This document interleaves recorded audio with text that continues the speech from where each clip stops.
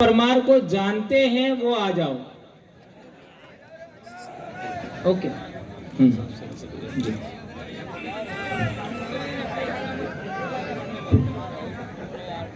साथियों, सुबह खरते सर ने बहुत अच्छे तरीके से हमें समझाया। फिर दादा ने भी हमको बहुत अच्छी बात बताई, वाहरू दादा ने भी बहुत अच्छी बात बताई। उनकी बात में एक बात मैं एडिट करना चाहता हूं, जोड़ना चाहता हूं, और वह हमारे वैचारिक आंदोलन के लिए सही है या गलत है, यह फैसला आपको करना है। मैं 2005 में इतिहास में नेट हुआ और चाहता तो उस समय में मैं कॉलेज लेक्चरर हो सकता था, लेकिन तब से 2005 से लगा करके आज तक मैंने एक ही काम किया है, वह है आदिवासियों का इतिहास। आदिवासियों की समाज व्यवस्था को जितना भी समझने का कोशिश किया, सांस्कृतिक व्यवस्था को जितना समझने की कोशिश किया, तो उसमें एक महत्वपूर्ण मुझे खामी नजर आई। आदिवासियों की व्यवस्था में खामी नहीं है,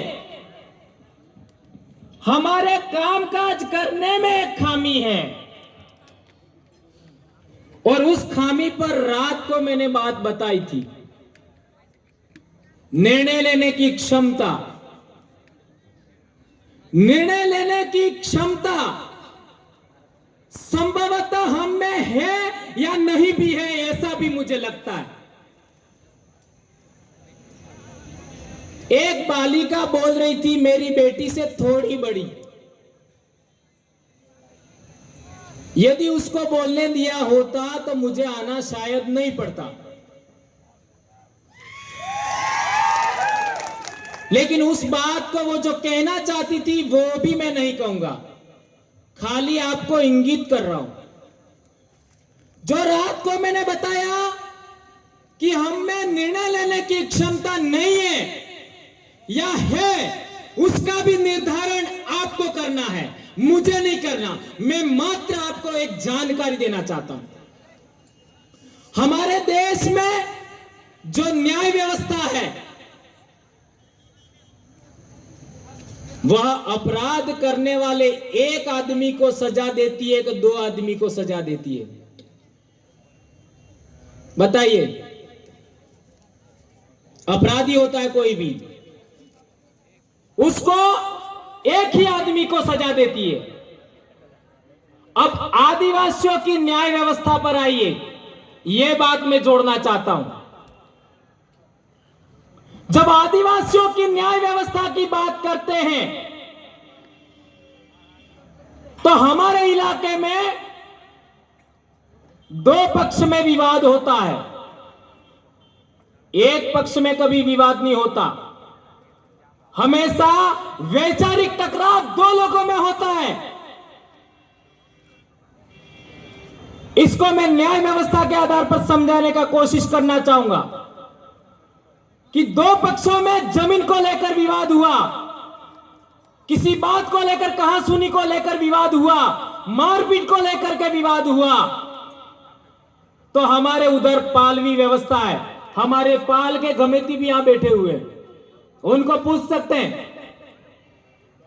हमारे वहां पालवी व्यवस्था है, उस पालवी व्यवस्था के अंदर सारे समाज के लोग बैठते हैं, गोल घेरे में बैठते हैं, और गोल घेरे में बैठने के बाद जो हमारा मुखिया होता है, जिसको हम गमेती कहते हैं, मुखी कहते हैं, पटेल कहते हैं, वो निष्पक्ष बैठता है।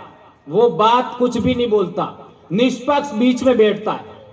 और इसके बाद सभी लोग होते हैं, वे लोग एक पक्ष को बोलते हैं क्या हुआ था, वो अपनी बात रखता है।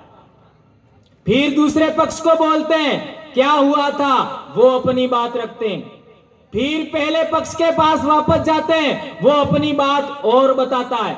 फिर दूसरे पक्ष के बाद दोबारा जाते हैं, फिर वो बात अपनी बताता है। इस तरीके से 3 से 4 बार उनसे पूछा जाता है विवाद को लेकर के, और अंत में जो कंक्लूजन आता है, सबकी बात से अधिकतम सहमति बनती है, अधिकतम आम निर्णय होता है, आम सहमति बनती है, आम राय बनती है, उसी पर मुहर लगाता है हमारा जो निष्पक्ष बैठा हुआ गमेती।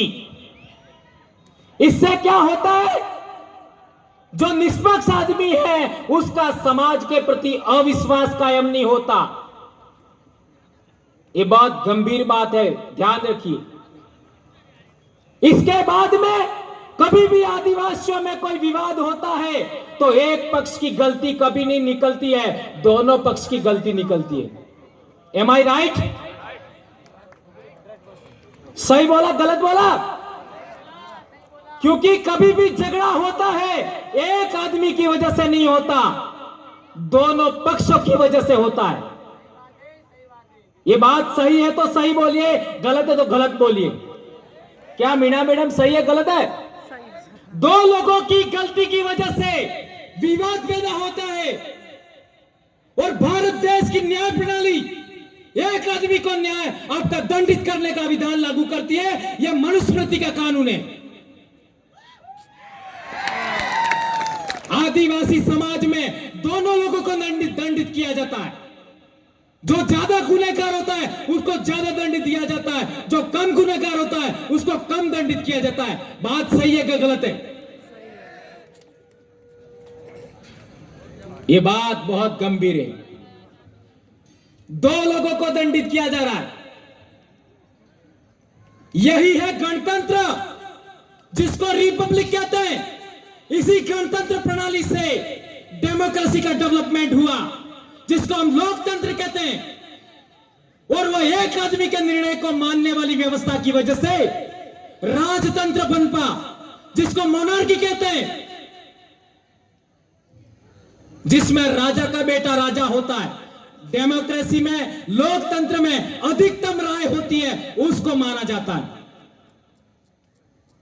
हमारे इलाके में जो आज हमको सफलता मिल रही है उसके लिए यही व्यवस्था जिम्मेदार है। हमारे हर ब्लॉक के अंदर 90 आदमियों की काउंसिल है। डूंगरपुर जिले में याद रखिए, ये कोई माइका लाल आपको बताने वाला नहीं है। एक ब्लॉक में 90 आदमियों की काउंसिल है। वो हर प्रकार का झगड़ा भी निपटाने का प्रयास करती है। जनप्रतिनिधि चयन का काम भी वो काउंसिल करती है। तभी राजकुमार रोत और राम प्रसाद जी डेंडोर आए हैं, और अभी 200 में से 96 पंचायत समिति सदस्य जीते इसी कंसेप्ट से। 13 जिला परिषद सदस्य जीते, टोटल 105। और ये कंसेप्ट जो मैंने आपको बताया वो मेरा नहीं है, ये हमारे पूर्वजों का है। आपको कितने लोगों को पता है गोविंद गुरु मानगढ़? हाथ ऊंचा करिए जरा। ये गोविंद गुरु मेरे गांव में पैदा हुए। मेरे पाल के लोगों ने 6 साल तक उनको रोटियां दिया। वो बंजारा थे, उनको भीलों की वेशभूषा पहनाई, उनका संस्कृतिकरण करके गुरु माना। और जब वह पुरुष अकेले थे तो उनको गुरु नहीं माना। उनकी पत्नी को ला करके दोनों का जोड़ा बनाया, बेड़ो बनावजू, तब जाके उनको गुरु माना।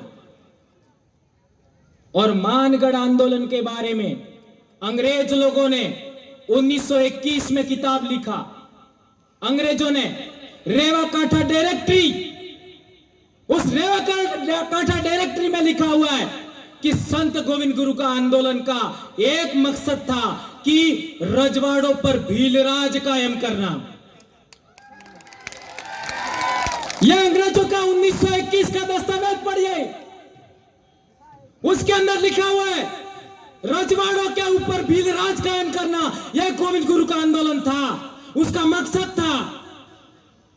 और हम लोग भीलराज कायम करने के लिए ही काम कर रहे हैं। उसके लिए चाहे कुछ भी हो जाए, हम लोग पीछे हटने वाले नहीं हैं। ये बात दोपहर को मैं बोलता तो कैसा लगता? दोपहर को बोलता तो कैसा लगता? अच्छा लगता कि नहीं लगता? जी, चिट्ठी आ गई है। आप सबका धन्यवाद। देखिए, अनुशासन बहुत महत्वपूर्ण है। हम समाज के सिपाही हैं। याद रखिए, एक सांस्कृतिक नीति होती है, एक समाज नीति होती है। इन दोनों को मानोगे तभी सब कुछ होगा, भिलराज तभी आएगा। और शाम को एक बात मैंने बताई थी, पुनः दोहरान करना चाहूंगा।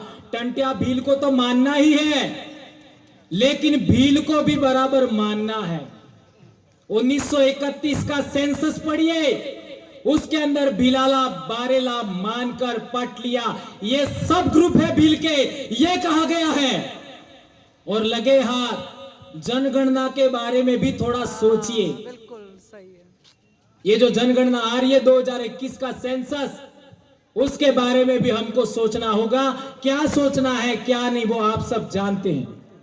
तो मेरे भाइयों, अभी हमारा इतना अच्छा कार्यक्रम हो गया। अब आप सबको इनविटेशन दे रहे हैं हम लोग राजस्थान के लिए। आइए आइए, वो कार्यक्रम ऐतिहासिक होगा। यहां पर 300 तो 4 व्हीलर आई है, आपका 300 से ज्यादा 4 व्हीलर और 15 से 20 बसें आई है हमारे साथ। और कल दाहोद वालों को पूछ लेना दाहोद में क्या हुआ। अनाउंसमेंट हो गया कि दुकानें बंद कर देना। तो जब आप राजस्थान में आओगे और राजस्थान में कार्यक्रम होगा तो क्या हालात होगी वो मैं अभी से नहीं कहूंगा, वो आने वाले साल ही बताएंगे। आदिवासियों का सांस्कृतिक एकीकरण क्या होता है, वैचारिक एकीकरण क्या होता है, आपका आदिवासियों का सामाजिक एकीकरण क्या होता है, उसकी बात हम लोग आने वाले साल दिखाएंगे। इतनी बात कह करके मैं अपनी बात समाप्त करता हूं। राख ठंडी सही, राख ठंडी सही, अंगार छुपे बैठे हैं, किसी को मौन देखकर उपहास न कर, कौन जाने कहां उद्गार छुपे बैठे हैं। जय भारत, जय आदिवासी, जय भील प्रदेश, आबू आदि सुमरे आबुआ राज, जय भीलराज। धन्यवाद जी भंवरलाल भाई। विशेष लोगों का विशेष आभार मानने के लिए मैं यहाँ पे आई हूँ।